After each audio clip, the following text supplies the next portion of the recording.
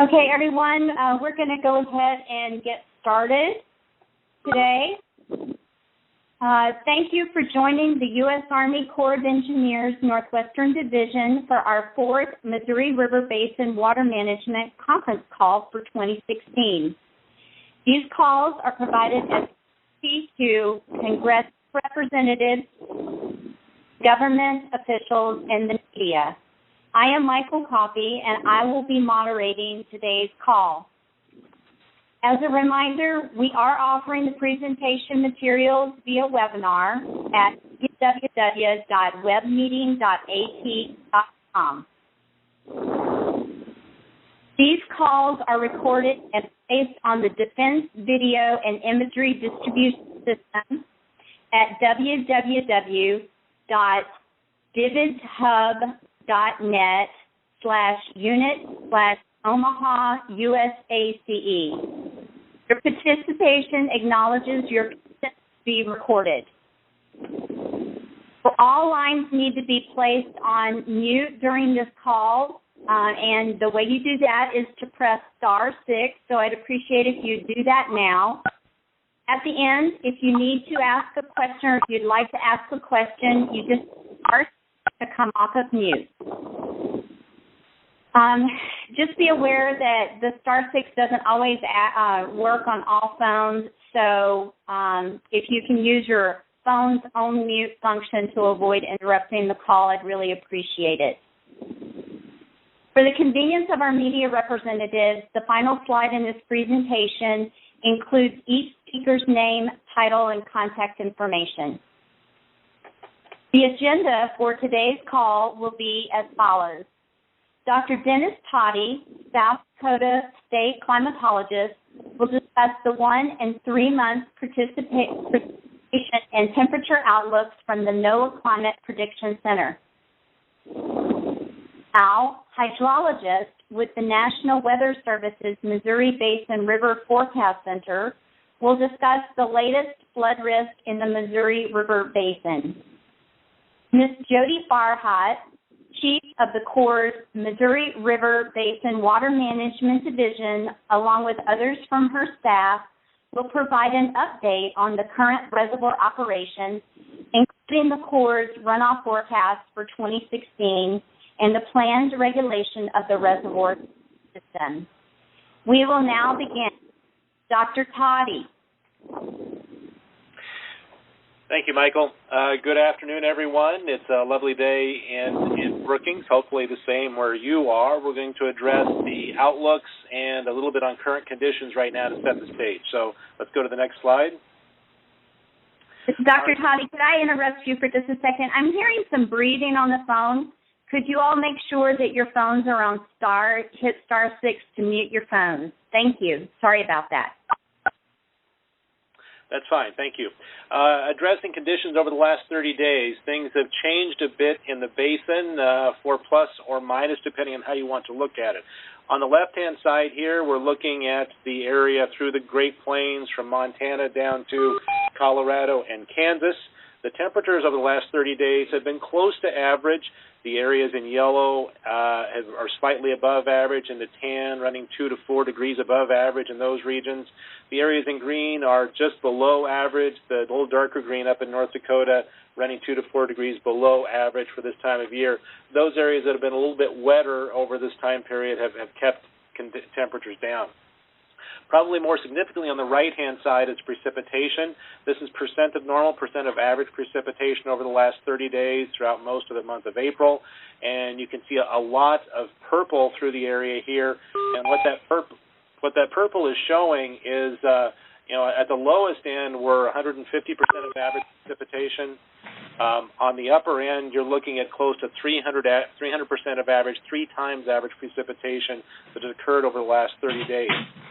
Mixed in among this are pockets of dryness in southwestern Montana, part of northwestern Wyoming, and around the Black Hills of South Dakota, which are noticeably drier than the area around them. This wetter-than-average condition has changed things in parts of the basin. We'll talk about that here as we go along. Next slide, please. We were going to skip over the plain snowpack, really, because we're late enough in the season. There's really no plain snowpack to address. So we're going to touch on mountain snowpack here, and we're going to contrast a couple of areas in the basin here. Leading into the Yellowstone and the upper basin of the Missouri, you can see the area of Montana, northwest Wyoming, lots of yellow and tan. Yellow is 70 to 90% of average snowpack for this time of year, and the tan is less than that. And some areas of red even, which is less than 50% of average. Those areas had lower snowpack to begin with. The warmer than average conditions have helped melt off the snowpack sooner. So the Wyoming and Montana area leading the upper basin are a fair amount below average this time of year. In contrast, if you look in Colorado and Wyoming, much of the area leading into the Platte Basin are still above average this time of year. Some late season snows and a little slower melting has kept them from melting off quite a bit. So therefore, you're going to see a little bit of a contrast based on what's happening in different parts of the basin. Let's go ahead to the next slide. Now we're transitioning to the outlook of what's going to be happening over the next few months, starting with the 8 to 14-day outlook, takes us through the middle of May. Temperatures will be on the left-hand side, precipitation on the right-hand side for these next slides, and these are all based on probabilities of below or above average. So you see the middle part of the country on the temperatures. Going into the middle part of the month, we're going to have a bit of a cooler period in part of the basin. In the far upper part of the basin and far western parts are likely to be a little bit warmer than average as we go on to the middle part of the month. From a precipitation standpoint, you see a lot of green. That's going to be a common theme here, that the lower part of the basin, and we're talking about Wyoming into Nebraska, Colorado, Kansas, has the better chance of being wetter than average as we go along, not only in the near term, but on into the early part of summer. Whereas up in the northern part into Montana and the North Dakota, likely drier than average as we head towards the middle part of the month. Next slide. We're going to look at May overall now. This does overlap with the previous outlook just a bit. You see some similarities, though, that likely going to be warmer than average conditions as we take the month into a whole. Through the northern part of the basin, some cooler areas in the southern part. And you see, again, that wetter area likely to the south, a little bit of drier, more possible in the Dakotas area. Next slide. Now we'll look at the May, June, July period where we put the 90-day into effect. A similar pattern for temperatures, warmer than average, more likely throughout the early part of late spring into summer, and actually through the summer as a whole. Much of the basin has a better chance of being above average in the way of temperatures. Precipitation-wise, you see that area of green still hanging out in the Wyoming, Colorado, into Kansas area. That is probably more likely to be in effect in the late spring period, less so as we get into summer. We're not showing you any of the rest of the summer here, but we transition to equal chances for below or above average precipitation as we go along. And there are maybe some hints of dryness coming later as we get on the season, where it's still a little bit far out to be able to say too much at that point. Let's go on to the next slide. The precipitation change has changed what's happening in the way of the drought monitor. This is the most recent drought monitor just released this morning. You see a large amount of white in the basin, indicating that we have no drought issues. Some pockets of yellow indicating abnormally dry, where we still have some dryness showing up in parts of the basin. And then you see in the far southern area, in parts of Missouri and then parts of Montana and Wyoming, we have some areas of D1 moderate drought and a small sliver of D2 severe drought in north central Wyoming. So some more severe dryness in certain areas, but not large parts of the basin. Next slide. This will take the drought outlook now, what's going to be happening in the way of drought over the rest of the season, carrying us on into July. The kind of greenish areas are indicating improvement, and really some of those have seen improvement from when this map was issued. This was issued on April 21st, where the additional precipitation has eased those conditions. So that, combined with the typical additional spring precipitation, has shown some easing of the drought conditions. The last climate slide here, we'll kind of get to our key points. From a current condition standpoint, we are still officially in an El Nino, though it is weakening quickly. NOAA's Climate Prediction Center has issued a La Nina watch. We will watch for a transition to La Nina as we get along into the fall. From a snow standpoint, we've really melted out a lot of the snow, most of it in the plains. From the main stem of the Missouri, we're below average right now. The Plattes and the Platte area, we're still going to have above average and get some decent flow as we go along there. Recently, we've been wetter overall through the basin with a few pockets of dryness with some mixed temperatures, and we still do have a few pockets of moderate to severe drought up in Montana and Wyoming. Looking ahead, the El Nino is going to dissipate. We are likely to be into transition to a La Nina by fall as it looks right now. We are likely going to be warmer in the spring into summer, except for some southern parts of the basin. And from a precipitation standpoint, really very mixed. Generally, southern areas are going to have better chances for precipitation from now into the end of spring and early part of summer as the pattern looks to stay more active there. Northern areas will be somewhat drier or closer to average as it looks at this point. That concludes my report. Thank you, Dr. Toddy. Okay, next we'll go on to Mr. Kevin Lau. Kevin, are you on the line? Hello, Michael. Hi. I am here, and good afternoon to everyone. I wish to thank the Corps of Engineers for their invite to the National Weather Service to participate on this call. We are just now beginning to see snowpack melt in the upper elevations, higher elevations of the northern Rockies. All indications continue to suggest that we expect no flooding from mountain snowpack alone, mountain snowmelt alone in the Yellowstone and upper Missouri basins. And when I say upper Missouri, I mean above Fort Peck. Even though we do have a large system moving into the area this weekend, as Dr. Toddy mentioned, and this is centered on the Wind, River, and Bighorn basins, we do not expect significant river flooding to occur from this system. However, we've had a below-average snowpack in the northern Rockies. Again, as Dr. Toddy mentioned, the Platte River system does have an above-average snowpack. Our latest long-range river outlooks do indicate the probability for minor to moderate flooding along the North Platte River in Wyoming and Nebraska, and minor flooding is possible along the Platte River in Nebraska. The last 2 weeks have been quite wet, again, as already been mentioned, across the entire basin, the eastern half of the basin receiving the most rain. Many of the tributaries to the Missouri River experienced flooding during the latter part of April, including such areas as the Big Blue Basin in Kansas, the Grand River Basin in Missouri, the Osage Basin in Missouri, and the Kansas Basin. The Missouri River itself experienced high water from Nebraska City down to the mouth. The 90-day river outlook that was issued this week indicates continued episodic flooding is likely over the southeastern one-third of the basin, and this is due to late spring and early summertime thunderstorm activity, and this is typical for the southeastern third of the Missouri Basin. Thank you, and this concludes the National Weather Service Flood Potential Brief.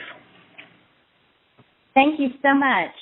Next, we will go on to Ms. Jody Farhat and her team. Jody, I'm going to turn the floor over to you.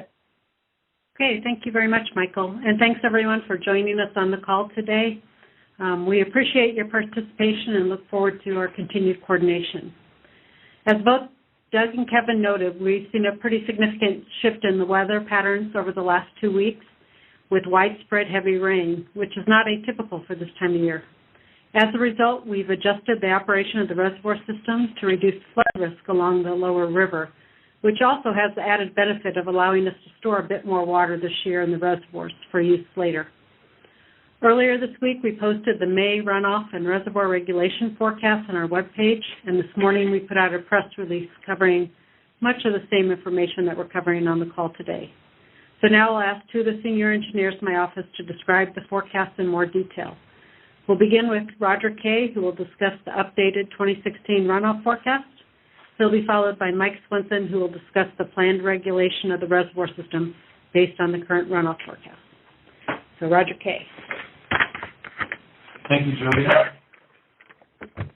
The May 1st update to the 2016 calendar year runoff forecast for the Missouri Basin above Sioux City, Iowa is 22.5 million acre-feet, which is 89% of average.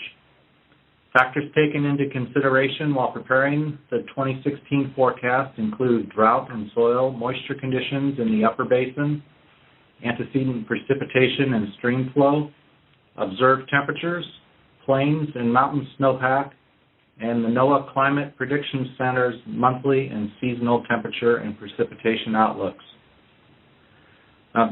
Dr. Toddy has already covered the Missouri Basin drought conditions. If we go to the next slide, please. Slide 14 indicates that the mountain snow water equivalents as of May 1st were 75% of average in the Fort Peck Reservoir Reach and 87% of average in the Garrison Reservoir Reach. Normally, the mountain snowpack peaks in mid-April.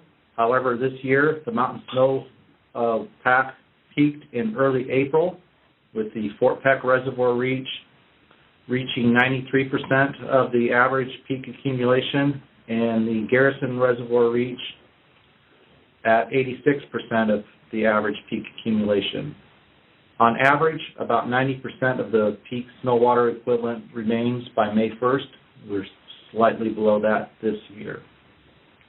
Dr. Toddy also covered the extended spring and summer temperature and precipitation outlooks. In summary, the NOAA Climate Prediction Center indicates that there are increased chances for above normal temperatures across most of the upper basin and below normal temperatures across the western half of the lower basin.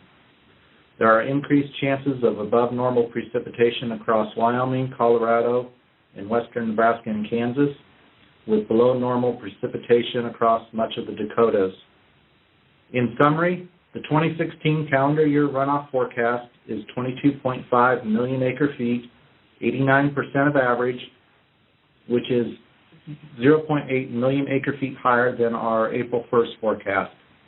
Slide 15 depicts the calendar year runoff forecast on a monthly basis. Despite the above normal rainfall during April, the April runoff was below normal in the upper basin due to the below normal plains snowpack this winter. Runoff in the upper basin is forecast to be below normal during the May, June, and July periods due to the below normal mountain snowpack, as well as the temperature and precipitation outlook across the upper basin. Thank you for your attention. Mr. Mike Swenson will now discuss the May Reservoir System regulation studies. Okay, thanks, Roger. Reservoir system storage is currently 58.0 million acre-feet and is 1.9 million acre-feet above the top of the carryover multiple use zone. At the current storage level, 14.4 million acre-feet of the 16.3 million acre-feet of total flood control storage remains to capture this year's runoff. Releases from Gavin's Point are currently 14,000 CFS. Releases will be stepped up beginning in mid-May to prevent the endangered leaf tern and threatened piping plover from nesting on low sandbars that would be flooded later this summer when higher releases are needed to meet navigation target flows. The nesting season runs from May to late August. Moving on to the monthly simulations or monthly studies, the basic simulation uses the runoff forecast that Roger just discussed. Due to the amount of variability in precipitation and other hydrologic factors that can occur over the next several months, we also develop an upper and lower runoff that are then used in the upper and lower basic simulations. These simulations provide a range of reservoir elevations and releases that may be expected under the different runoff scenarios. The discussion to follow will focus on the basic or most likely runoff forecast. Information on the other runoff simulations is posted on our webpage. Go to the next slide. Looking at the reservoirs, under the most likely forecast, Fort Peck Reservoir is expected to peak near elevation 2235, 1 foot into the 16-foot flood pool, which extends from elevation 2234 to 2250. Peak releases are expected to average about 9,000 CFS this summer. Garrison Reservoir is expected to peak near elevation 1840 2.5 feet into the 16.5-foot flood pool, which extends from elevation 1837.5 to 1854. Peak releases are expected to average about 21,000 CFS this summer. Oahe Reservoir is expected to peak near elevation 1612.4, 4.9 feet into the 12.5-foot flood pool, which extends from elevation 1607.5 to 1620. Peak releases are expected to average about 32,000 CFS this summer. At Fort Randall, the reservoir has risen 4 feet over the last week and is currently near elevation 1361. The reservoir has climbed due to reduced Fort Randall releases and increased inflow into the reservoir. Releases at the upstream dams, Oahe and Big Bend, were adjusted to minimize the rise of the reservoir. The reservoir is expected to decline about 3.5 feet during May. The reservoir's normal summer elevation is near elevation 1355. Go to the next slide. In terms of navigation service level and season length, the navigation service level is used to determine releases from Gavin's Point Dam to support navigation and to help provide an 8 to 9 foot deep navigation channel downstream. We are currently providing full service flow support based on the March 15th system storage. Flows for this level of service are designed to provide a 9 foot deep navigation channel, with Gavin's Point releases expected to range from approximately 25,000 in mid-May to the low 30,000 CFS later this summer, depending on downstream conditions. Releases will be reduced in response to downstream flooding. However, the effectiveness of the reservoir system to reduce peak stages along the lower river diminishes as you move downstream due to the travel time. The service level for the remainder of the navigation season and the navigation season length are based on the July 1st system storage. Under the basic forecast, flow support for navigation would be full service after the July 1st storage check, and a full 8-month navigation season would be provided. Forecasted energy generation at the main stem dams for 2016 under the basic simulation is 8.4 billion kilowatt hours. With normal reservoir levels and releases, we would expect generation of approximately 10 billion kilowatt hours. That concludes my comments. I will turn it back to Jody. Okay, thank you, Kevin and Mike. Roger and Mike. Didn't update my script from last time. Okay, in summary, the reservoir system is well positioned to provide good support for all the authorized purposes this year, including flood control. We'll continue to monitor the conditions in the basin and be prepared to make necessary adjustments in response to rainfall events, particularly in portions of the basin where soil moisture is much wetter than normal. When possible, releases from the mainstem reservoirs will be adjusted to reduce the impacts of these events, and sufficient flood control capacity exists in the reservoir system to do so. However, as Mike just mentioned, the Corps' ability to significantly reduce flood risk along the lower Missouri River diminishes at locations further downstream due to the large uncontrolled drainage area and the travel time from Gavin's Point Dam. This concludes my remarks, so I'll turn it back to you, Michael. Okay, thank you so much, Jody and team. Okay, so next we will begin the question and answer portion of our call today. We'll field questions by state in alphabetical order, which means we will start with Iowa. Are there any congressional delegation members on the phone from Iowa who may have questions? Any Iowa tribes? Any Iowa state officials or local government representatives? Any Iowa press? Okay, next we'll go on to Kansas. Congressional delegation members from the state of Kansas. Do you have any questions? Kansas tribes. Kansas officials, state officials, local government. Any Kansas press?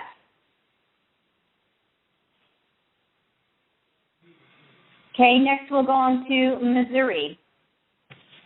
Are there any Missouri Congressional delegation members on the line who may have questions? Missouri tribes. State officials or local government representatives. Missouri press. Okay, next we'll go on to Montana. Are there any Montana Congressional delegation members on the line who may have questions? Any Montana tribes? State officials, local government? Any Montana press? Okay, next we'll go on to the state of Nebraska. Any congressional delegation members? Nebraska tribes. State officials or local government representatives. Any Nebraska press.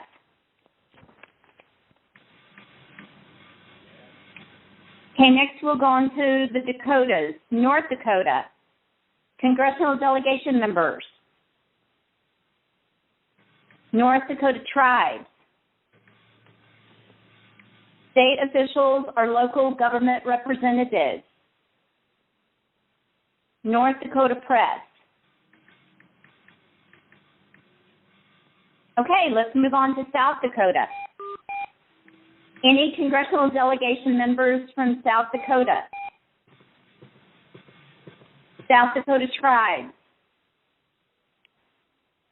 State officials or local government representatives. South Dakota press. State of Wyoming. Congressional delegation members. Wyoming tribes. Wyoming state officials or local government representatives. Wyoming press. Do we have any national press on the line that may have questions?